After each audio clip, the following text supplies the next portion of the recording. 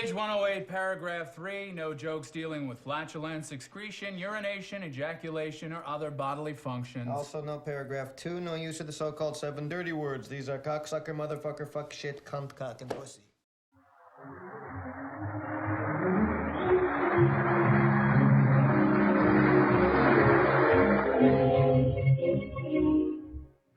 Good morning, good evening, and good day. This is your host, producer, and engineer, Roy of Hollywood, welcoming you again to Something's Happening. We'll be here till 6 a.m. with Dynamite Radio for Night People. And we're going to look deeply into the wonderful world of ethnopharmacological plants, and plant helpers, and plant healers with Jonathan Ott live in studio. First time in a couple of years. Hi, Jonathan. Good evening. Nice to be on your show as always. Well, I'm honored to have you here up from Mexico, and we're going to have to identify you for our newer listeners. You're a chemist. Nominally so. I do have some training in chemistry. Actually, now I'm more engaged in writing as a career rather than chemistry. But yes, I'm a phytochemist, and my specialty is entheogenic plants or shamanic inebriants or plant teachers and their ethnopharmacognosy. What is a phytochemist and what is ethnopharmacognosy? Well, a phytochemist is one who studies the chemistry of plants. I'm a natural products chemist, and I specialize in plants. Ethnopharmacognosy, you often hear the term ethnopharmacology. I prefer the term ethnopharmacognosy in as much as pharmacology is the study of the effects of drugs in intact bodies. And I feel that what shamans do is better described by the word pharmacognosy, which is the study of the production, cultivation, processing, and use of drugs. And so I prefer the term ethnopharmacognosy, but it's more or less interchangeable with ethnopharmacology. What is the difference between drugs and plants and in this study? Between drugs and plants? Well, as far as the scientific definition is concerned, a plant is simply a crude drug. But a drug is a crude plant. Right, or whatever. But drug is unfortunately a loaded term these days, and it has acquired rather a pejorative connotation. Drug, strictly speaking, is something bad in our culture, and I think for many people what drug means is something illegal, something dangerous, something prohibited. Alcohol, however dangerous it might be, is not usually considered to be a drug. I would use a broader designation, and for me, a broader definition of drug would be any pharmacologically active substance, plant, chemical, extract of plant, etc. So let me see. I'll go over. You have written, and we have discussed in the past, the pharmacotheon on entheogenic drugs. They're plant sources in history. It's sort of everything you could possibly want to know about every plant. Pharmacotheon. And quite a few things you probably didn't want to know as well, I might add. and then their most recent book, Ayahuasca Analogs, Pangean Entheogens, and then sort of secret, I thought it was out of print, the Cacahuatl Eater, the Ruminations of an Unabashed Chocolate Addict. Yes. And I've just published a new book, hot off the press, so to speak, and it's entitled The Age of Entheogens and the Angel's Dictionary. And this consists of two essays. The first is The Age of Entheogens, the Pharmacratic Inquisition, and the Entheogenic Reformation. And it's an historical theory concerning the importance of entheogens in archaic religion, of entheogens meaning what some people call hallucinogens or psychedelics, but in this case the plants themselves, the shamanic plants, shamanic inebriants, or plant teachers, and there's the suppression of their use by what I have chosen to call the Pharmacratic Inquisition. And the phenomenon that we're seeing in the world today, which I call the entheogenic reformation, constitutes a rediscovery or a rebirth in use of these archaic sacramental plants. The second essay in the book is entitled The Angel's Dictionary, and it is in fact a dictionary of words pertaining to sacred inebriants, ecstatic states, and allied topics. It has about 320 words, backed up by definitions from, by citations supporting the definitions. Are these many languages or just? Yes, the words are derived from, of course, the center of gravity in this case is English, but there are also some 70 words, if memory serves me, from non-Indo-European languages, from various indigenous tongues and so forth. Non-European languages, sorry. Some of them are Indo-European, some not. There are definitions are supported by quotations in the manner of the Oxford English Dictionary. I think there are a total of about 450 quotations culled from classical, drug, and general literature. Entheogens. Strange new word. Entheogens. What does it mean, and why is this term used instead of the usual psychedelic plants, or what other else?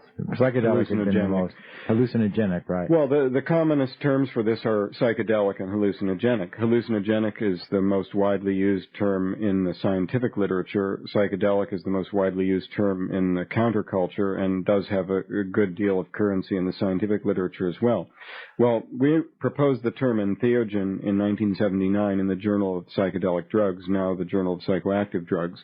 An informal committee organized by my late teacher, R. Gordon Wasson, Carl Ruck, professor of classics at Boston University, and Danny Staples, also a classicist from Boston University, Jeremy Bigwood, and myself. We were looking for a term to describe what I would call shamanic inebriants, plants used by shamans to achieve ecstasy or out-of-body experiences or extraordinary states of consciousness, as they're sometimes called.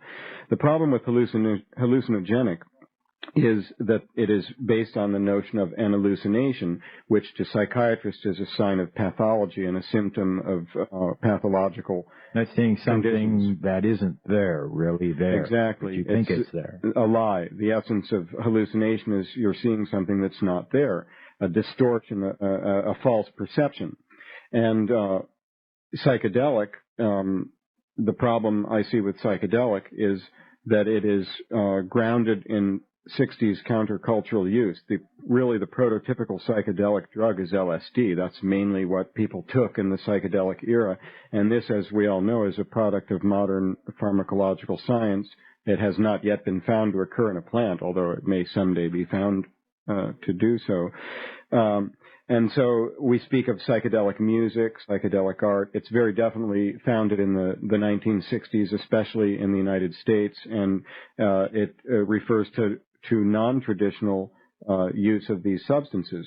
And it seems to me incongruous to speak of shamanic use of a psychedelic plant because of this connotation. And I might add that it has a decidedly pejorative connotation for people that are not in the counterculture. If you mention the word psychedelic, it evokes a very dirty specific, hippie, right? Crazed, Exactly. Dirtbag, hippie, Mansonite, whatever. So entheogen means specifically, it derives from entheos, entheoi, a Greek root that means divine within, literally. We use the root commonly of the word enthusiasm, which means inspired by the divine. Literally, the divine is breathed into one. That's the true meaning of enthusiasm. Entheos. Huh? And so, entheogen, adding the root, the suffix gen, meaning becoming, it gives you a word that means roughly becoming divine within. And we felt that it's not meant to describe the chemistry of these substances, nor is it meant to describe their pharmacology. It's meant to describe the cultural context of their use, or what we would call the set and setting. And so we felt that best described the traditional use of these substances. And so it enables us to speak in the same breath of very diverse substances with very diverse pharmacological action. For example, those that favor the use of psychedelic, they're in agreement that the psilocybin mushrooms are psychedelic. They would say that peyote and mescaline is psychedelic, but they will say normally, but the Amanita muscaria mushroom is not psychedelic, neither is Salvia divinorum psychedelic. So we needed a word to talk in the same breath about all of these substances, some of them with quite distinct pharmacological effects, and they're not all of them classic psychedelics in the mold of psilocybin, mescaline, ergot alkaloids like LSD. And so entheogen fits the bill. I would have to say that it's become widely accepted in the ethnographic literature. It's become the predominant term, in fact, in Spanish in general, but it hasn't gained any type of acceptance in the medical community nor among chemists and pharmacologists, but that's not surprising. It wasn't designed for them. Okay, I want to also place you a little bit more in historical context. You mentioned your teacher, one of your teachers, R. Gordon Wasson. Yes. Now, R. Gordon Wasson sort of discovered for the modern world, our modern world, the mushroom. Yes. Gordon Wasson was a banker born in Montana, lived in most of his career, worked in New York. And he and his wife, who was a Russian physician, embarked on a study of the linguistics of mushroom names in the 1920s, which they pursued very diligently over many years. And by the time the 50s drew around, they discovered rediscovered, I should say, the surviving use of what we now know to be psilocybin mushrooms in Oaxaca, and it was on the night of the 29th through 30th of June, 1955, that Gordon Wasson, together with his photographer Alan Richardson, became the first outsiders on record intentionally to ingest these psilocybin mushrooms in a shamanic ritual with the Mazatec shaman Maria Sabina in the state of Oaxaca and Huautla de Jimenez. And this really, 2 years later, Wasson published he and his wife published an important book called Mushrooms, Russian History, which has had literally no impact on history in general because there were only 500 copies, and it has very difficult to get it sold for as much as $10,000 a copy now. But that simultaneously they published an article in Life magazine, rather Gordon Wasson did, and Valentina, his wife, published an article in This Week magazine, the Sunday supplement, the same week. And it were these two articles, especially the article in Life, which was called Seeking the Magic Mushroom, which really brought this to the attention of the world and catalyzed the psychedelic 60s. Although mescaline had been known since 1896, it hadn't been used much beyond fairly small and esoteric circles, mainly in Europe and secondarily in the United States. The LSD was discovered, its effect was discovered in 1943, and that the properties, extraordinary potency and properties of it were published in 1947. These were sort of waiting in the wings, there and ready, but it was this article in Life magazine, as far as we can tell, that really catalyzed this modern interest in use of these substances.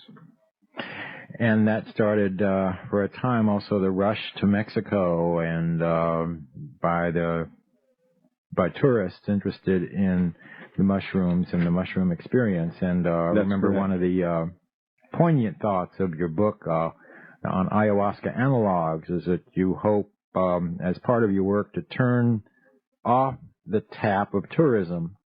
Yes. As we can make these things ourselves without leaving our own backyard. So yes, exactly. When Wasson published the Life magazine article, he changed the name of the village, he changed the name of the people, he changed the name of Maria Sabina. But in Mushrooms, Russian History, the actual facts were given. And much to his surprise, within a couple of years, large numbers of tourists on their own initiative were going to Huautla, neighboring villages, and they drew the wrong kind of attention to this phenomenon. Suddenly, the government had stationed garrisons of soldiers and police in Huautla. They were deporting busloads of foreigners. Maria Sabina and other shamans served jail sentences in Oaxaca City for allegedly pandering to this mushroomic tourist trade. And the mushrooms were illegalized in Mexico, and bad political attention was attracted to them. Now that tourism eventually waned, largely because it was found that the mushrooms grew all over the world. And by the mid-'70s, myself and some of my colleagues had published books, and not only on how to identify the wild mushrooms that grew in North America, Europe, Australia, the South Pacific, and so forth, but books describing very simplified and efficient methods for cultivating them, which gave rise to a truck farm sort of black market production for these things, which has been very much refined, and that put an end to this mushroomic tourism. Now we're seeing the same kind of thing in South America, what I call ayahuasca tourism, especially developed in Peru, secondarily in Ecuador, and rudimentarily in Brazil. And this is most unfortunate because there's presently no stigma whatever attached to ayahuasca in South America. But it will only take, and I might add that whereas the mushroomic tourism was ad hoc, it was more or less individuals on their own initiative, now there are people organizing tour groups and advertising in magazines like Shaman's Drum and Magical Blend, and there are fairly sophisticated operations around this ayahuasca tourism. And it will only accelerate the degradation of these traditions, however inevitable that might be, in situ, attract the wrong kind of political attention, cause legal problems for the shamans that use these things like ayahuasca traditionally. And we know now that it is possible to make analogs of ayahuasca. It is possible to make ayahuasca from other plants that grow on other continents, and there's really no reason for this. And I feel that if people could make this themselves, not only would they not wish to spend $3,000 going on an ayahuasca tour, but they would also probably have a more serious use. They would, rather than seeing it as a type of commodity that you pay to get access to, they would establish a personal relationship with growing the plants, learn how to process them themselves, and I feel in general this would be conducive to more satisfactory experiences. You also worked sort of with Albert Hoffman, who accidentally discovered LSD, and you translated his original book, into English, LSD, My Problem Child? Yes. The German edition came out in 1979 and the English in 1980, and that's still in print in a paperback edition from Tarcher in Los Angeles. Okay, so I think that establishes you in situ, if not in history. I hope so. Is what you're studying, what you're bringing out, a worthwhile addition to our culture, or is this unleashing a destructive force? Well, that's a hard question to answer. It's not for me to say, perhaps. Certainly, I think it's a worthwhile addition to our culture. I think I see entheogens in this end of century, end of millennium decade as a sort of, I call it a healing balm for the lesions of materialism. I see it as being about the only hope we have for reducing or reversing rather the destructive trend that is so evident in the world today: ecological destruction, habitat destruction, species extinction. I think the only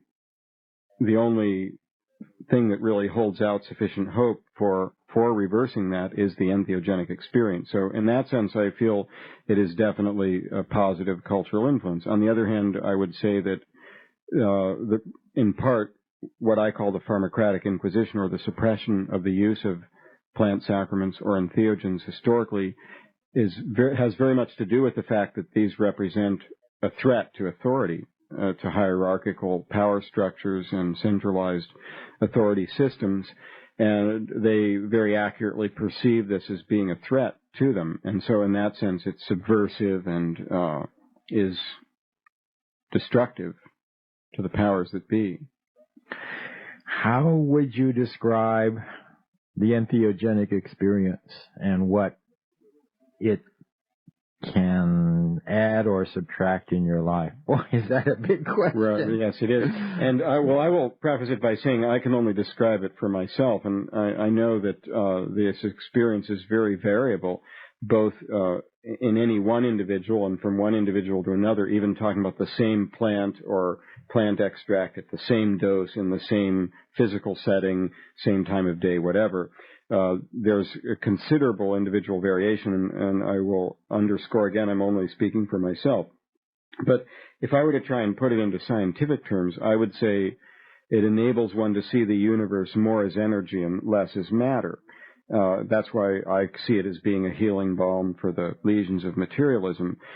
It's the concept of hallucinogen is totally wrong in that it presupposes that when one takes a substance like this, it's distorting perception to such an extent that one sees hallucinations, falsities, things that aren't there, inaccurate perceptions.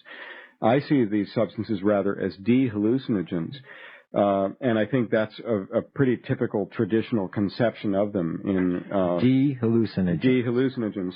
In other words, to put it in the terms of that the Hindus use, the world is Maya or illusion. Our quotidian or everyday perception of the world as solid and material, as permanent, that is definitely an hallucination. If you look at some of the far-out theories of modern physics and so forth, it's not really the way the world is supposed to be. And if we look at it scientifically, we conceive of the universe or the physical universe as consisting of space and energy. And the appearance of solidity or solid objects is strictly an artifact of the coarseness of our level of perception. If we had a much finer level of perception, we wouldn't be able to perceive solidity. And so I feel when I take entheogens, I get into this more or less non-materialistic state where I perceive the universe more as energy, or you could say as spirit, less as matter. And in the right circumstances, it's not perceived as matter at all, but just as energy and dynamic flux. That's what science tells us is there. And obviously, for survival purposes, we need to perceive the world as solid and material. Now, our brain, we tend to think of our sensory organs as windows onto the world, but it's also possible to conceive of them as filters, filtering out what Blake called narrow chinks in the cavern, filtering out a very small portion of the electromagnetic spectrum of the energy that we're surrounded by and indeed bathed in. So our senses can be seen as filters that filter out a very small segment of that, which can be processed by our nervous system, which, as impressive as it is relatively puny compared to this amazing display of energy that the universe represents.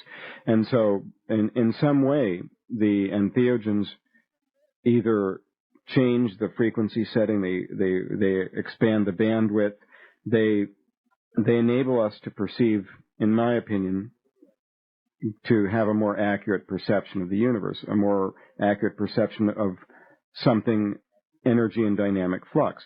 Now, the appearance of solidity is an artifact of, I believe, neurologically, something like 70% of the input into our brains is optical through the optic nerve, and we know our linguistic system and so forth is very much tied to visual perception. So much so that with our eyes, what we see are reflections off of surfaces. So we're getting a very superficial view on the world. We're just seeing reflections off of surfaces. And I think that the entheogens tend to de-emphasize that. And I don't pretend to understand it on a neurological level or a neurochemical level, and anyone who says they do is probably lying, because we really don't have enough information to come up with a coherent theory for this. But in as simple terms as I can come up with, I would say that it enables you to see the universe more as energy, less as matter. And in that sense, it's a type of a de-hallucinogen, because that's the way the universe is. How does hemp fit into the family of entheogens? Well, again, entheogen is a concept that refers to the context of use rather than any particular type of pharmacology or chemistry. But certainly hemp has been and is still used as an entheogen. It has a very prominent role in India, religious role in India, and in Nepal, and in especially the Shivaite branches of Hinduism. It's also used as an entheogen in the Coptic Zion Church, the Rastafari religion. It is also used in the Santo Daime religion in South America, although because of legal problems that's become more or less something that people don't talk about, but it certainly has a role there. It's entheogen is a concept relating to the context of use rather than the pharmacology. I think most people that have familiarity with these substances tend to class cannabis along with the shamanic inebriants. On the other hand, personally, from my own standpoint, my own use, and again, anything I say about this is just based on my own experience and it's my own opinion, I don't find it to be as useful to me as are substances like psilocybin mushrooms, ayahuasca, peyote, mescaline, and so forth. But it's a very individual thing. Could you talk about plant intelligence, interaction with plants, and the intelligence of consciousness of plants?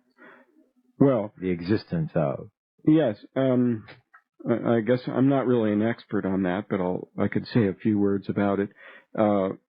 We hear a lot about plant spirits, and these plants are conceived of in many traditional cultures as being teachers, plant teachers that can teach.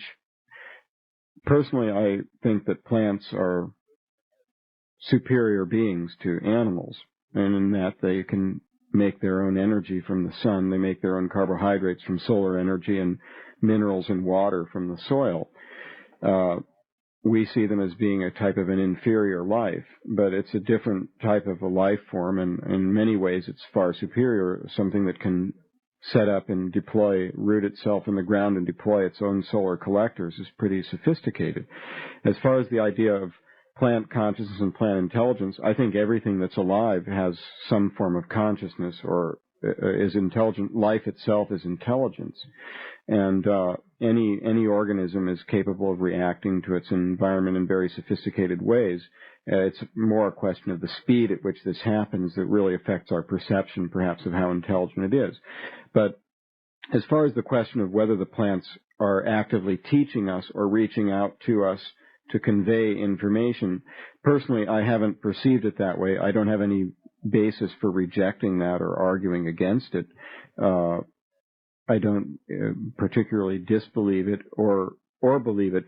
My inclination as a natural scientist is to think something along these lines, a more mechanistic, some would say reductionistic approach, that the fact that plants contain dimethyltryptamine, for example, which is also found in the human and other animal nervous systems, is not in and of itself surprising, because it's a fairly simple compound that would be on the pathway from tryptophan, the amino acid, to any number of biochemicals that are found in many plants and animals.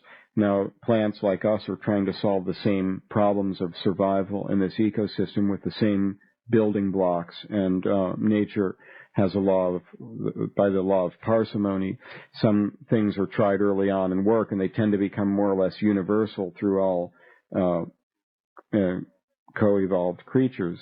And so I think rather that it's more of a type of a coincidence that the plants contain dimethyltryptamine, which is appears to be a type of neurotransmitter in our nervous system and other animal nervous systems.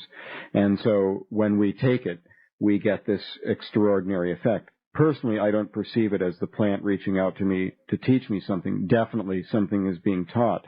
But I think it's not a communication from plant to human being in any kind of sense in which I understand the term of communication.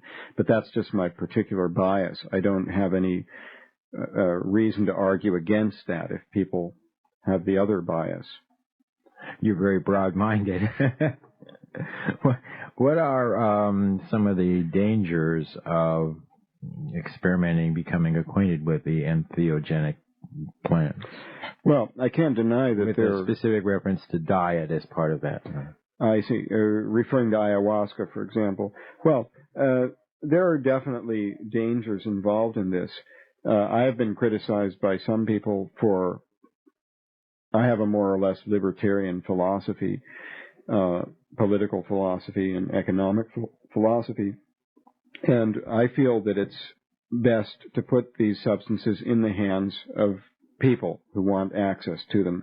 And so I'm interested in spreading technology, both the genetic packaging, the seeds, the strains of plants that are suitable for this purpose, as well as technology for their processing and use, so that people, as I said, can develop their own relationship with the plants and learn how to handle them themselves. Now, some people think that this is a bad thing, that you need a guide, you need a spiritual guide, you need a teacher that's experienced in their use. And I'm not denying the value of that as well.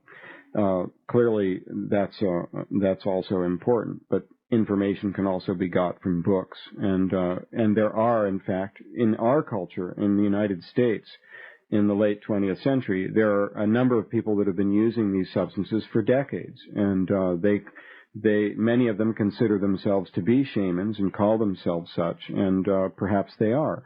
Perhaps we have developed our own type of shaman, urban shamans, basement shamans, and those are some of the terms that have been used. White shamans is another term that I've heard. And so, but what are the dangers? Now, some would say poisoning, overdose, and so forth. It happens that these substances are remarkably non-toxic as a rule, with a few exceptions. If we talk about psilocybin mushrooms or LSD or mescaline or the DMT, the active or visionary agent in ayahuasca, they're remarkably non-toxic substances, and so the danger of poisoning is nil, assuming that one knows what one is getting. Now, when you have these things illegalized by our governments, then you get the problem of adulteration, of misrepresentation, and where black markets are involved. In fact, the authorities are defaulting on their responsibilities to protect the public health in this regard. They should be pragmatic and admit that people are going to use these substances whether we like it or not, and it's our responsibility to make sure that they are using them safely. Some of the European governments are already taking this attitude. Holland is a notable example, where they even have heroin mobiles that go around in Amsterdam on a pointed rounds of stops, give medical exams, clean syringes, condoms, and so forth, and clean, sterile, pure drugs rather than what's available on the black market. So a lot of what are considered to be the problems of toxicity and so forth are artifacts of the black market. Now, if people have access, this is one of the reasons why I favor people developing a relationship with the plants and learning to process them themselves, because then they can know what they are getting and come to master that technology themselves. There's also the danger, I will have to say in no uncertain terms, that entheogens are not for everyone. Some people with particular psychological problems find these things to have rather an irritating or exacerbating effect on underlying problems. But usually, in the great majority of the cases, not every case, people of that type, once they've been exposed on a single occasion to substances like this, avoid them like the plague. And there are some few people that have bad reactions to them that seek them out and keep self-administering them. But, well, people hurt themselves in many ways, not just with drugs. And so, but I don't feel it's particularly dangerous in the context of modern urban life in Los Angeles, for example. There are many things. I think just going down the freeway is probably more dangerous than cruising the freeways of the mind with entheogens. Do you have any inkling on how widespread the use is of entheogenic plants? In the United States? In the U.S. and in the world? Well, the government did a telephone survey some years ago, and of course you could legitimately ask how many people are going to tell the truth about their illicit drug use when the government phones up and says, we want to know. And nevertheless, just from that phone survey, the government estimated 1 million users in the United States. So I would say we have to at least double and probably quadruple that figure to get at a more realistic estimate. Not talking about cannabis, just talking about ayahuasca, mushrooms, LSD, mescaline-type drugs. I would say we're probably looking, just a ballpark estimate, 3 to 5 million in the United States, or something around 1 to 2% of the population, fairly small. On a worldwide basis, it may actually be, it's hard to say. We really don't know enough to be able to say, but maybe that would apply on a worldwide basis. Maybe the chances are the uses may be heavier in the U.S. than it is in some countries. Now, there's this new book that I have not seen, which is just out. Yes. And it is called The Age of Entheogens and the Angel's Dictionary. Yes. Could you go into some detail about what you've done with this? Yes, gladly. Publication? The first essay, it's a fairly short essay, The Age of Entheogens, the Pharmacratic Inquisition, and the Entheogenic Reformation. And this is an historical theory regarding the importance and history of use of these plant teachers or plant sacraments. And so basically I talk about what my teacher Gordon Wasson called the age of entheogens, or the pre-literate world in general, or what some people choose to call the primitive world. Or primitive cultures, I don't use that term because it automatically makes us advanced without having to do anything to earn that qualification. And what do you mean? We do war, child abuse, environmental pollution with the best of them. Environmental destruction and genocide, all. Right. And so I use the term pre-literate. Some people object to that, but it more or less gets the point across. So the age of entheogens is that era in human cultural development, or religious evolution, shall we say, in which the entheogens reigned supreme, not just in a shamanic context, but also as communal substances in organized religions, like the famous Eleusinian mysteries in ancient Greece. And the age of entheogens still lives on today in Amazonia, in the remote parts of the Sierra Madre in Mexico, and in other countries. But basically, for purposes of historical theory making and so forth, I established that in the book that the age of entheogens in the Old World, or I call it also Paleogea, ended at the end of the 4th century, strictly speaking in the year 395 AD, or exactly 1600 years ago this year, when the Eleusinian mystery cult was destroyed by the Goth king Alaric, putting an end to an organized religious communion that had endured for almost 2,000 years and involved an annual initiatory rite in which the mystes, or initiates, were given a potion called the kykion, which means mixture, and it seems to have been a potion containing psychoactive or entheogenic ergot alkaloids, and then they experienced a great vision, and which converted them into epoptes, those who had seen, and or epoptai is the plural, and so from myste to epoptai, and so the age of entheogens drew to a dramatic close at the end of the 4th century in Europe, and several events preceded the destruction of the Eleusinian mysteries. Notably, Constantine reunified the Roman Empire. Had been fragmented into 3 branches, and in the year 324, Constantine reunified the Roman Empire. The following year, he convened the famous Council of Nicaea, in which 300 Christian bishops codified a particular dogmatic version of the Christian faith, and some years later, Christianity was officially declared the state religion of the Roman Empire, and in a very dramatic fashion, the Christians went from food for the lions in the Colosseum to the avenging persecutors of the pagan past. And by the year 384, another significant event was the conversion of Augustine from the Manichaean religion, which was an entheogen-based religion, to Christianity, and he immediately denounced the Manichaeans and went on to become a very important force in Christian philosophy. By the year 391, the emperor was Theodosius I. He decreed not only expropriation of the property of all of the pagan temples, but illegalized any other religion in the Roman Empire besides Christianity. And that same year, the Bishop Theophilus I of Alexandria led one of the great destructions of ancient art and literature in the Library of Alexandria. And 4 years later, the Goth king Alaric destroyed the sanctuary at Eleusis and put an end to the Eleusinian mysteries, which was really a type of spiritual beacon or omphalos or spiritual center of the ancient world. This really marked the ascendancy of this new religion, the Christian religion. And so the age of entheogens, we can say pretty definitely came to an end in the year 395 in the old world, and then there succeeded a 1,000-year reign of terror of the Christian theocracy, the Holy Roman Catholic and Apostolic Church of Rome, destroying any of the competing religions. Why were they so vigorously trying to do this? Because their religion was based on a placebo sacrament. The sacrament had been reduced to a mere symbol, and if the marks had access to the real thing, if they could go to another religious cult like the Eleusinian Mysteries and have a real sacrament, it would be patently obvious that what the Christians were selling was a type of a shell game. Now, there's a real magic drug, prestidigitation. The wafers and wine were magically transmogrified into a sacrament.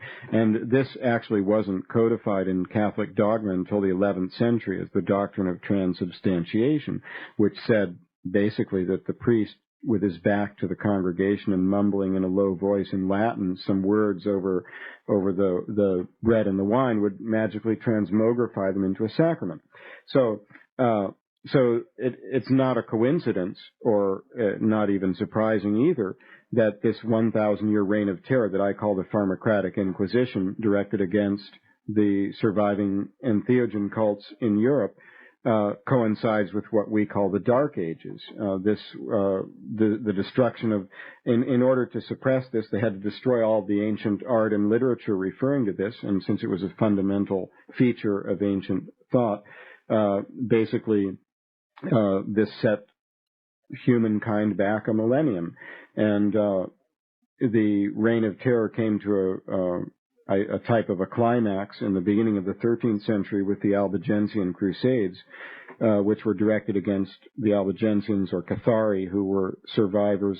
They were Manichaeans living in Europe, and this was a very important religion competing with Christianity, which traced its ancestry back to the Indo-Aryans, to the Zoroastrian faith, and was almost certainly based on the ingestion of an entheogenic sacrament, probably a mushroom, and likely Amanita muscaria.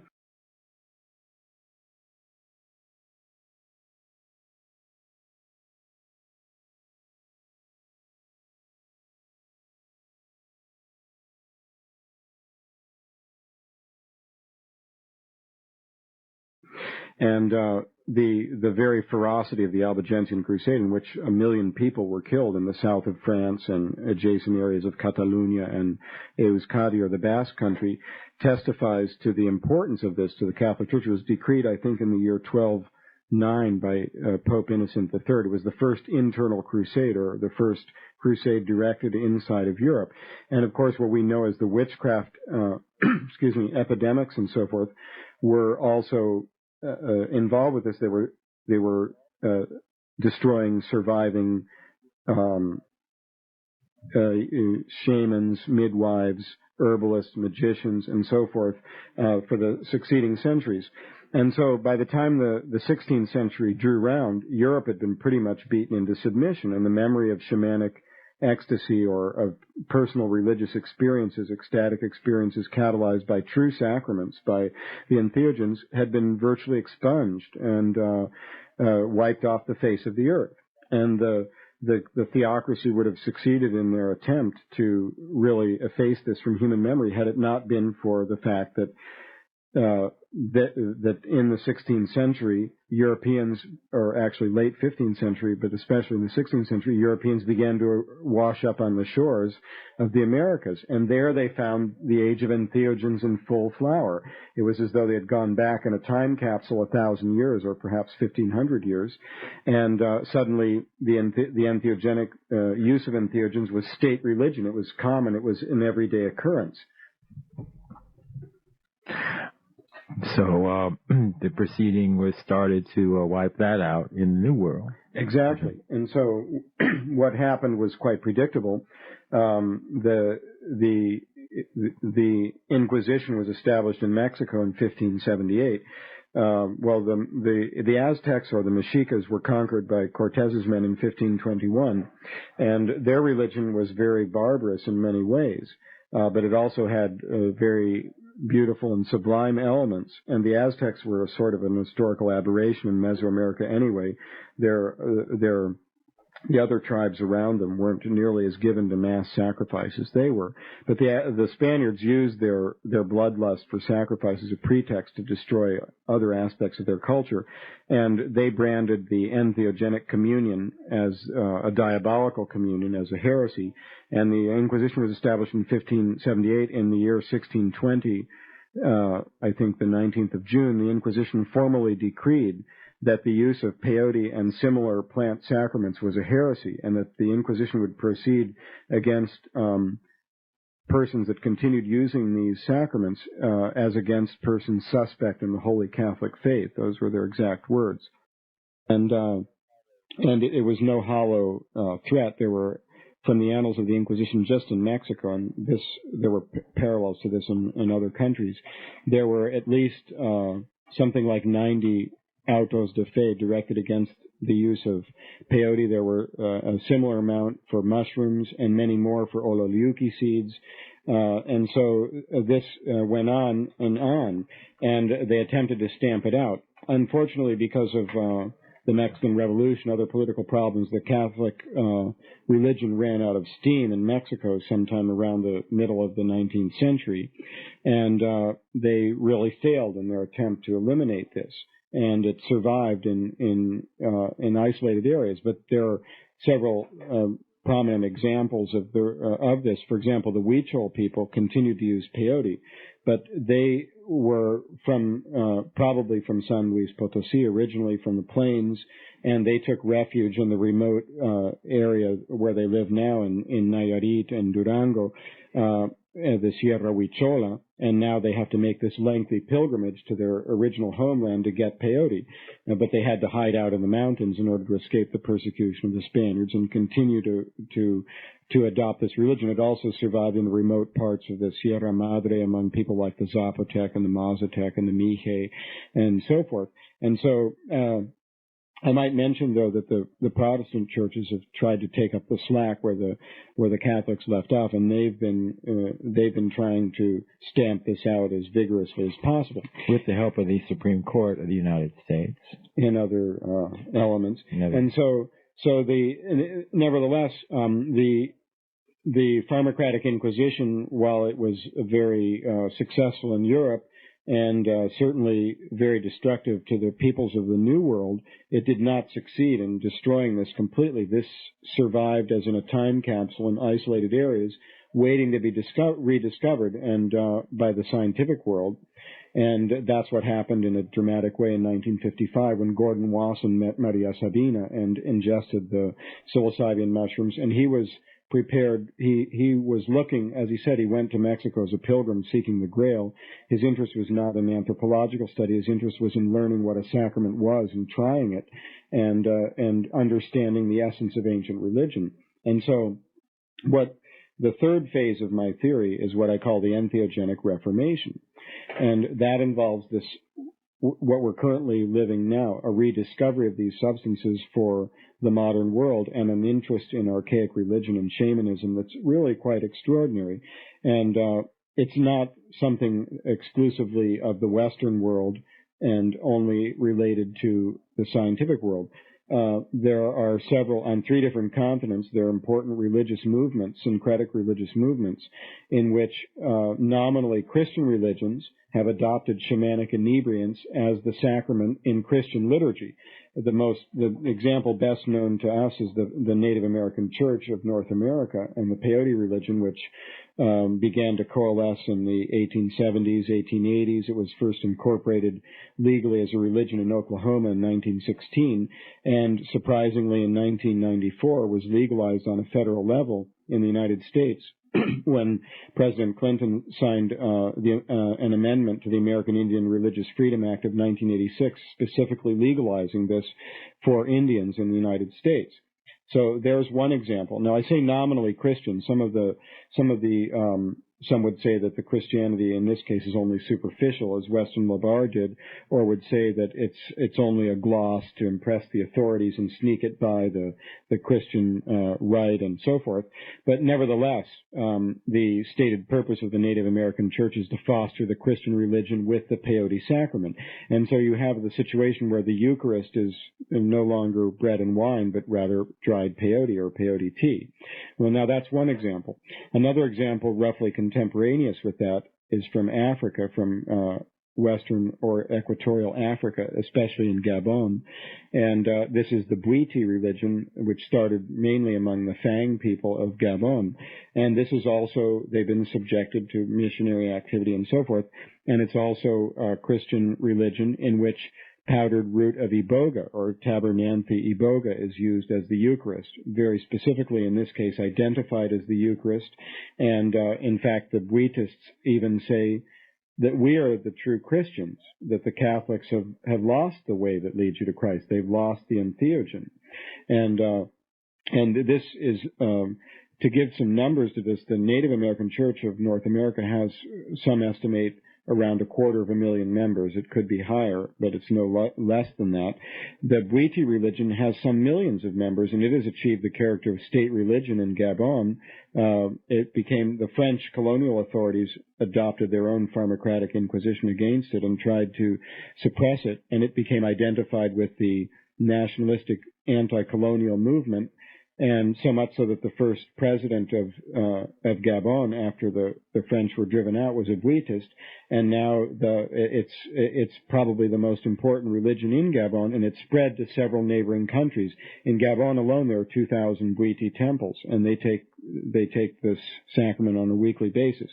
To give a third and final example of the entheogenic reformation of Christianity, there is the example of the ayahuasca churches in South America, which started approximately in the 1930s in Brazilian Amazonia in the state of Acre. There are two main ones and several minor ones. The major ones are, the largest is called the UDV, or the União do Vegetal, and also the Santo Daime. They're both fairly big. Daime is older, UDV is larger. And the Daime religion was started by a man named Mestre Raimundo Irineo Serra in the 1930s in Brazilian Amazonia.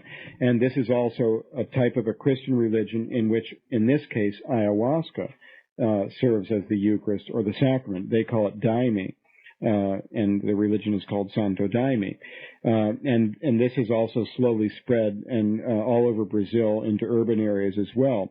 The UDV, or União do Vegetal, was started in 1961 by a man named Mestre Gabriel da Costa, and he started this rival faith of the Santo Daime. And in the case of the União do Vegetal, the potion is called shahuasca or vegetal. Shahuasca means vine tea, roughly. And like Bwiti and the Native American Church, this is a growing phenomenon, and it's spreading. It's legal in Brazil. There have been attempts to illegalize these religions in Brazil, 2 of them by the federal government under pressure from the United States and other agents to illegalize it, and they have successfully resisted this, and it's specifically legalized, and they're exempted from the drug laws because the potions do contain DMT, which is a controlled substance in Brazil. And they are also spreading to other countries, including the United States. So that is partially the subject matter of Jonathan Ott's latest book, The Age... 25 words or less. In 25 words. The Age of Entheogens, and for no extra charge in the same book, The Angel's Dictionary. All of the Jonathan Ott's books are published by Natural Products Company and are available from Jonathan Ott, O-T-T, Jonathan Ott Books, P.O. Box 1251 in Occidental, California, 95465. And you can get a flyer from them on all of Jonathan's books. Jonathan Ott Books, P.O. Box 1251, Occidental, California, 95465. and that includes not only the latest, The Age of Entheogens in the Angel's Dictionary, almost said the Devil's Dictionary. Well, that was my inspiration for the title. And there's Ayahuasca Analogs, his previous book on analogs to ayahuasca, valuable little book. And then Pharmacotheon, everything you could possibly want to know about entheogenic drugs, their plant sources in history.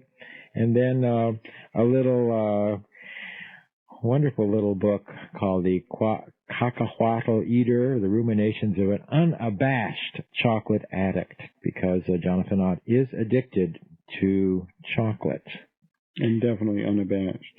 And you're listening to KPFK Los Angeles, and why don't we throw up the phones and for a while, if you want to talk to Jonathan Ott, he is here at KPFK. If it is the 21st of November, 1995, where you are, then you can get through and talk to Jonathan live on the air. Let me see. Hello? Oh, hi. It's really a great program, although I'm getting tired. I remember once before Jonathan Ott spoke about the use of, the practical way of using the ayahuasca is through making it through a Mr. Coffee Maker with some lemon, something of that sort. You were supposed to have it, Roy, you were supposed to have it in the folio or something. No, I wasn't going to put anything in. You were going to put some kind of, it's a recipe in the folio.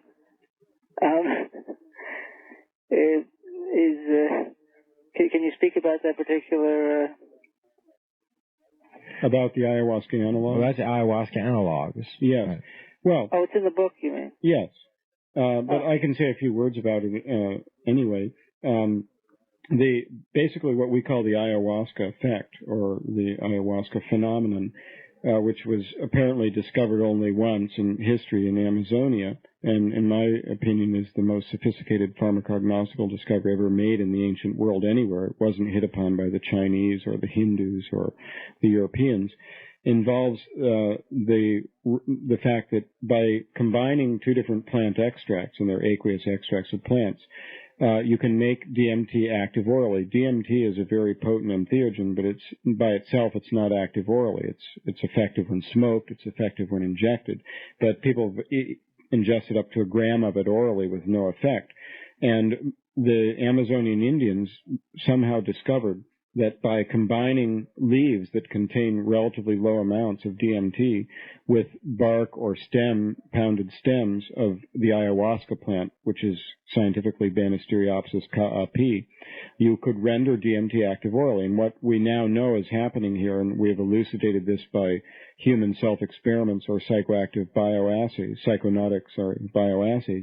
is that the alkaloids that are found in the stem of Banisteriopsis ka'api, they're known to chemists as beta-carbolines, and the most important one is harmine, are inhibitors of an enzyme called monoamine oxidase, specifically MAOA. And once this is the enzyme that decomposes DMT in your stomach so that it doesn't exert an effect orally. And so if you combine these two substances or these two plants containing them, you get a potion in which DMT is active orally. Now, the significance of this as far as ayahuasca analogs are concerned is this: neither the beta-carbolines from ayahuasca stem, nor the DMT from the leaves that are traditionally added to this in Amazonia that are called chacruna, or it's a chacrona in Brazil. These are not rare substances in the botanical world. There are at least 60 or 70 plants in each category that contain these substances. And what we mean by ayahuasca analogs are combinations of non-traditional sources of these alkaloids. For example, Paganum harmala seed is used as a substitute for Banisteriopsis ka'api stem, and it in fact contains about 10 times more beta-carboline alkaloids than does ayahuasca, and from a chemist's perspective is a better source of these alkaloids. There are also better sources of DMT than the leaves that are used in Amazonia, some of which are North American or European or Australian or Asiatic plants. And so simply an ayahuasca analog is made by combining appropriate amounts of a beta-carboline source with a DMT or tryptamine source and making aqueous extracts. And the lemon comes in because I recommend using lemon juice in the water to enhance the solubility of alkaloids in water and minimize the amount of water. So and this, of course, is explained in much greater detail in the book. It was a little complicated. Okay, well, it's in the book, the ayahuasca analogs. Thanks for your call. Thanks a lot. I forgot to mention Jonathan Ott is speaking tonight, November 21st, Tuesday night, at the LA County Museum of Natural History, which is in Exposition Park, as I recall. And he's speaking for the Los Angeles Mycological Society. He'll be talking tonight at 8 p.m., November 21st, Tuesday night, 8 p.m., LA County Museum of Natural History. There is an admission charge? Maybe? I'm not sure. Maybe not an admission charge. But I think there probably is, but I don't know for sure. Okay, and what is your subject matter? I'll be speaking about the age of entheogens, the Pharmacratic Inquisition, and the entheogenic Reformation. Okay, LA County Museum of Natural History in Exposition Park, and 8 o'clock p.m. tonight, November 21st, 1995. Hello, you're on the air with Jonathan Ott. Yes, I'm sure it hasn't been lost on you that Ambrose Bierce also disappeared in Mexico. Yes. I dug out my copy of the Ayahuasca Analogs book to check my marginalia for questions, and as I recall, my main question was I was kind of more interested in those species of plants that didn't have to be, how should I say, the source seed found and then cultivated. I was more interested in what might be manifest. So for example, I was more interested in knowing about the beta-carboline content of tribulus rather than piganum, because that grows everywhere. Uh-huh. And also, for example, maybe DMT sources that would be readily available in the wild. Like the only thing I saw on your list that looked like a possible candidate was either Arundo-Donax, or what about, for example, mimosa species that are very common in garden varieties like albizia and so forth? Well, I think mimosa is a good bet, but a lot of the common ones, or the one you mentioned, is not known to contain DMT. But one of the best sources, I think probably one of the most promising ones for the future, is a mimosa tenuiflora, or its old name is Mimosa hostilis. And this is known as That doesn't sound very friendly. No, well, it's spiny. I think that's why it was called hostilis. In Brazil, it's called jurema, and a potion is made from the roots called vinho da jurema. In Mexico, it's called tepescohuite, and it's a very important ethnomedicine in Mexico, but applied topically to treat burns, and it's imported into the United States for this purpose. But it's rather the root bark and the roots that are used and that contain the high amounts of tryptamines. But seeds of these are already commercially available, and whether the actual root material will be made available commercially or not, I don't know, but I would be most surprised if it weren't so.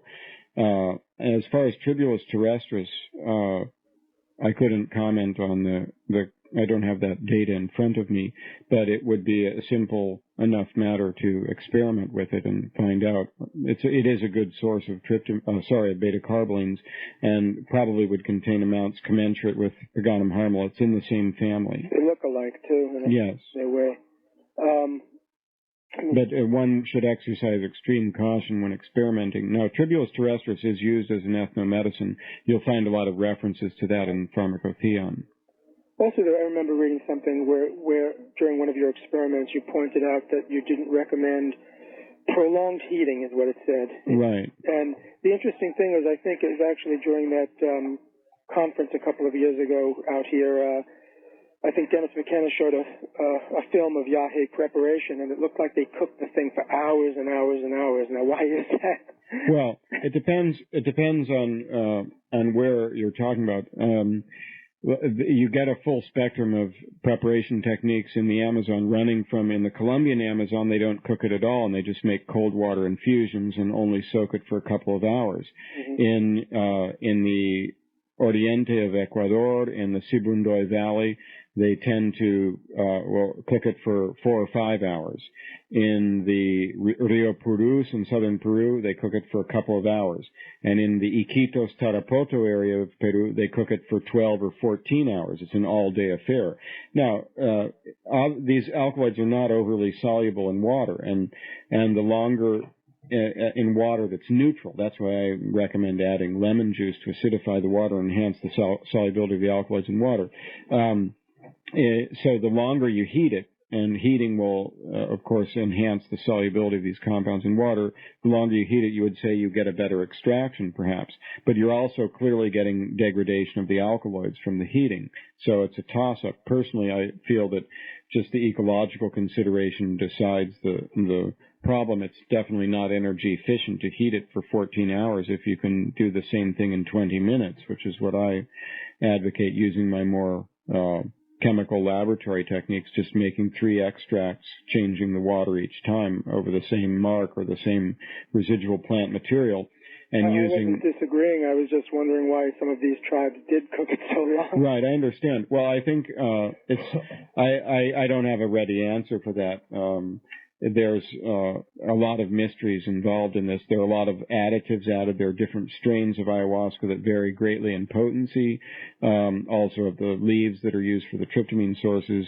We talk about ayahuasca, but we really should talk about the ayahuascas, because you have not only these differing strains, but about 100 known additive plants that have been described in the scientific literature, which may be used in various combinations. And so it's a tremendously complicated phenomenon. We've only, in a reductionistic way, teased out just the interaction between tryptamines and beta-carbolines in these potions. But they also add tobacco with nicotine, right, coca leaves with cocaine, various caffeine-containing plants like guayusa and yucca, and so forth. And brugmansias that contain tropane alkaloids, brunfelsias that contain scopolamine, and we know nothing about the interactions of those compounds with beta-carbolines or with tryptamines. It's very complicated. Yeah, very interesting. So, incidentally, one of the ways in which I like to neutralize the word primitive is to pronounce it primative. Primitive, or primogenial is a good substitute also, and then it sounds like genial. Thanks a lot. You're welcome. Hello, you're on the air with Jonathan Ott. Yes, I was going to ask you, are you talking about this ingredients that from the tribes that gives euphoria to the people or something? Pardon me, I didn't understand. Could you turn off your radio, please? Are these ingredients that you're talking about gives people euphoria, some sort of high or something? Well, euphoria is one of the normal concomitants of the entheogenic experience. Yes. Oh, I see. I understand what you're talking about now. Okay. Thank you. Hello, you're on the air with Jonathan Ott. Good morning, Roy. Good morning, John. Good morning. I was wondering, okay, do you have any information on Shansi? Are you familiar with that? Coriaria thymifolia? Yeah, as seen here in Of the Jungle catalog. Yes. No, unfortunately, we don't have any solid either dosage from ethnographic reports or chemical information on that. However, I would say that the probability is that the effect is due to what are called andromedotoxins or grayanotoxins, in as much as there was a well-known coriaria from New Zealand that was involved in a large outbreak, an epidemic-like outbreak of honey poisoning. And the source was traced to Coriaria tutu. And the symptoms were very similar to what has been described for Shanxi in Ecuador. Giddiness, lightheadedness, the sensation of flying. It's especially associated with sensations of flying. That's one of the things that really interests me, along with hallucination. Right. I've been trying to grow it without success, not from seed. I tried to grow it from cuttings that I brought from Ecuador, but here in California? Pardon me? In California? Here in the Alps? No, in Mexico. But unfortunately, they were too long and trans, and they didn't make it. I haven't tried to start it from seed. Have you had luck with it? I haven't yet. I have it here in the catalog, and I want more. I'm looking for more chemical, and also how many berries do you eat? Well, we don't have, as I say, very specific dosage information, but the chemical references and information can be found in Pharmacotheon. You can just look it up in the Botanical Index and go right to the page. And I was wondering, the last time I talked to you on Roy's show, this was, I guess about a year or two ago, yes. You mentioned this, I believe it was powdered Syrian root seeds that you get at Indian stores. Well, they're not powdered, they're whole seeds, but they're in Middle Eastern groceries, and they're sold under the name of S-Fond or Ishfond. Can you spell that out? S-Fond is E-S-P-H. Wait, E-S-P-H? A-N-D, S-Fond. That's the name I've seen.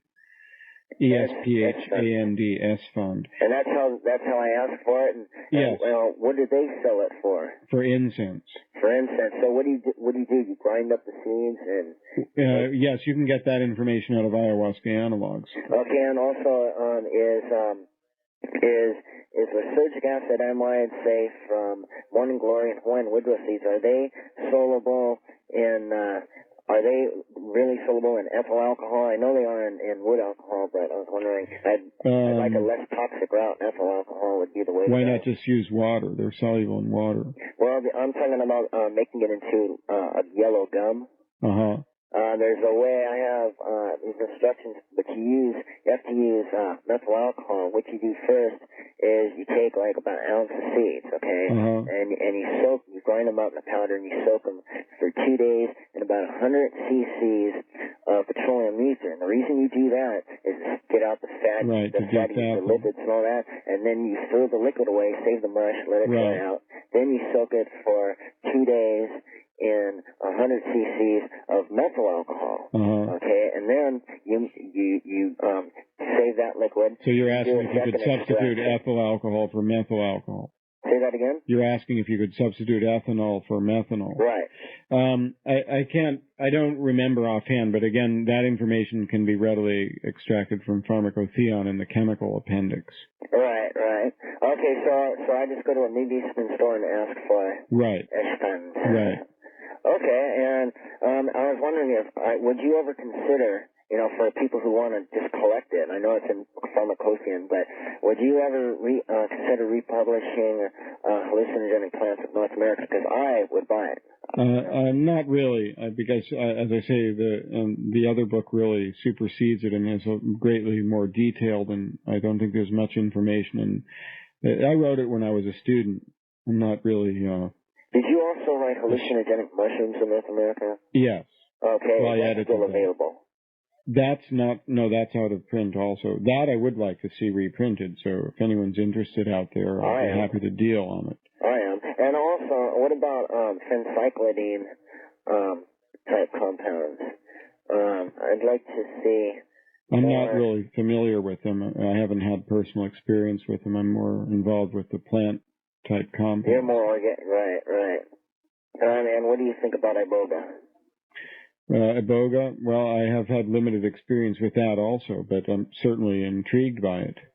Yeah, and another thing is in mushrooms, the hallucinogenic mushrooms, the psilocin and psilocybin, those are DMT analogs, and those...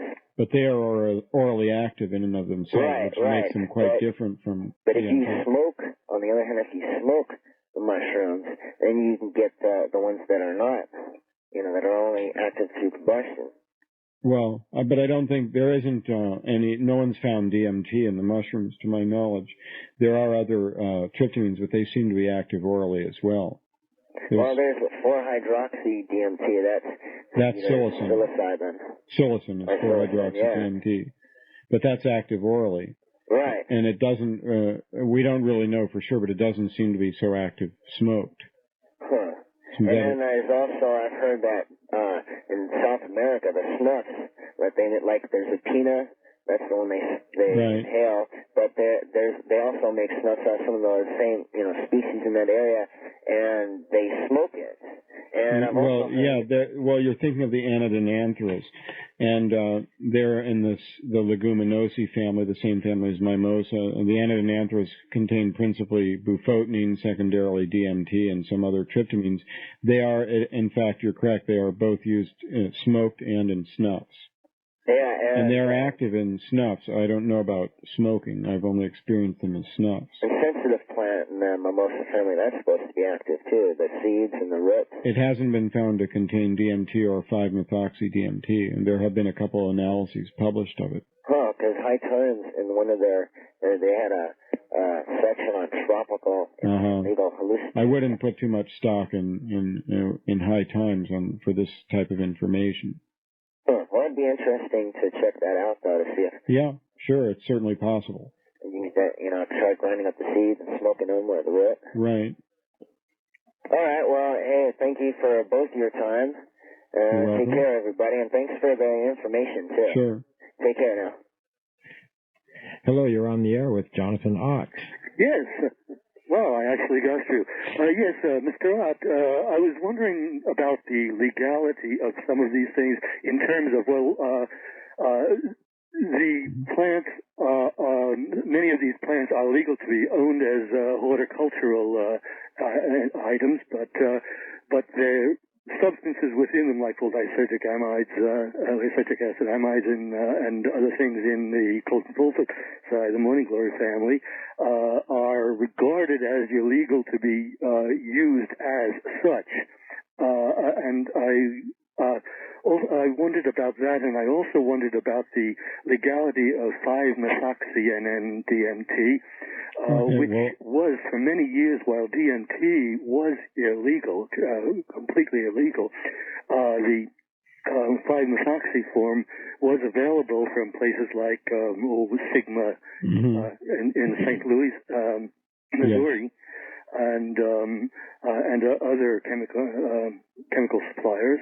Well, unless there's been a decree in the last couple of months that I don't know about, I've been on a long trip, 5-methoxy-DMT is still not scheduled in the United States. Interesting, because the Sigma catalog for the past few years has listed it as a controlled substance. But it says quite specifically that no license is required. About 3 years now. However, I could find nothing in any of the federal codes about, or even state codes about any specific illegality that was different than the wording of the law back in 1970. No, it's neither scheduled nor is it on the watch chemicals list. It's and you could say the same thing for harmine, the alkaloids from ayahuasca, are in the same category. However, at the moment, I know Sigma will not sell compounds like this unless you give them a written protocol saying what you're going to use them for. Yes, even though it's not illegal and not on the watch chemicals list. What about the legal practice of extracting and use? It was kind of put forth because it's never been clear, when the lysergic acid amides and so forth that are in morning glories and woodrows were illegalized, but the plants and the seeds themselves, of course, were not. It was put forth by, well, it was not the DEA then, it was BN, Bureau of Narcotics and Dangerous Drugs. It was put forth by one of their officials that it was all right, in his opinion, it was all right to have the plants, the seeds, etc., but the moment you start to grind them up, it becomes a felony. Well, I'm not a lawyer, but your question about the legality of owning plants for horticultural purposes and so forth is a tremendous gray area in the law, and I'll tell you why that is. I think the approximate wording of the Controlled Substances Law is that any substance, mixture, compound, or preparation that contains any quantity of the following drugs, and then it goes on to mention salts and isomers, and then lists the drugs. But on the schedule, just talking about Schedule 1, where most of these entheogens are found, for example, you will find both mescaline and peyote, both THC and cannabis species. You'll find both not in the Schedule 1, but in other schedules you will find both cocaine and the coca plant, and both the opium poppy and its alkaloids, morphine and codeine. And in Schedule 1, you'll also find both cathinone and the cot plant. So one of the interpretations is if the legislature had intended, for example, to prohibit psilocybin mushrooms, they would have listed the species of mushrooms involved, even though they already listed psilocybin. So that's why it's a gray area. And the government has just studiously avoided any kind of clarification of this, but in general, in the few cases that have been brought regarding this phenomenon, it hasn't looked good for the defendants. Generally, the courts have taken a fairly liberal interpretation of this and have said, yes, in fact, a plant is a substance, mixture, compound, or preparation, and it doesn't matter whether, and that in some cases both a plant and a drug are listed, and its contained drug are listed in the schedule. I would recommend, there's a publication called the Entheogen Law Reporter that's published in Davis, California, that has always publishes up-to-date information on scheduling and on recent cases involving drug law, and so that would be a good resource to look for. I think you could probably find it in law libraries, or it's a newsletter. I think it's quarterly, right. $25. It's out of Davis, California. The Entheogen Law Reporter. What does this matter of extracting, which could be regarded as illegal, to actually go ahead and... Well, clearly, if there's any extraction or processing involved... Does that put you at risk personally yes. as an author in describing how to do this and recommend... No. I don't know whether you recommend it or whether you use any disclaimer to that. No. The information is still more or less protected by the Constitution in this country, although it's on assault on all sides. But as far as individuals, once there's any grinding up or extracting, then that's clear-cut intent to violate the drug laws in their current interpretation. So while the growing of the plant, and in some of them, as you pointed out, are horticultural varieties that were already established for gardening purposes before they were known to be psychoactive, well, that may be a gray area. Extracting things definitely is not. Okay, thanks for your call. If you want more information from Jonathan Ott, you can see him tonight, November 21st, Tuesday night at 8 p.m. He will be speaking for the LA Mycological Society, 8 p.m. tonight at the LA County Museum of Natural History, which is located, last I heard, in Exposition Park. That's 8 p.m. tonight, Tuesday night, LA County Museum of Natural History. If you're interested in obtaining Jonathan Ott's books, his latest, The Age of Entheogens, or his previous ayahuasca analogs, or previous pharmacotheon, entheogenic drugs, their plant sources and history, that biggie, or even his ruminations of a unabashed chocolate addict, which has a lot of surprising information about chocolate. All those available from Jonathan Ott Books. It's OTT. Jonathan Ott Books, P.O. Box 1251 in Occidental, California, 95465. I'll leave that information at the KPFK switchboard. I'm sure they're available at Deep River Books in Santa Monica, and they're orderable maybe from bookstores? Yes. Published by Natural Products. Book people should be distributing them shortly. Book people. Okay. Well, thanks for stopping by again, Jonathan Ott, for Thank you for having me. I enjoyed it as always. Mind-stretching session. And you're going to be at Palenque next Yes, January? The second half of January we're having seminars in Palenque through the Botanical Preservation Corps, which is a partnership between me, Terrence McKenna, Rob Montgomery, and Ken Symington. And we always have guest speakers. This year we'll have Sasha and Ann Shulgin, Luis Eduardo Luna, Paul Stamets, Stacy Schaefer, and Christian Retsch from Germany. Okay, well, we'll all be sure to go down to Palenque in Maya Land in January. Great. I'll look forward to it. Thanks. And this is KPFK Los Angeles. Coming up, we're going to go to Palenque, as a matter of fact, last year at Palenque, as we look at entheogenic plants on Something's Happening.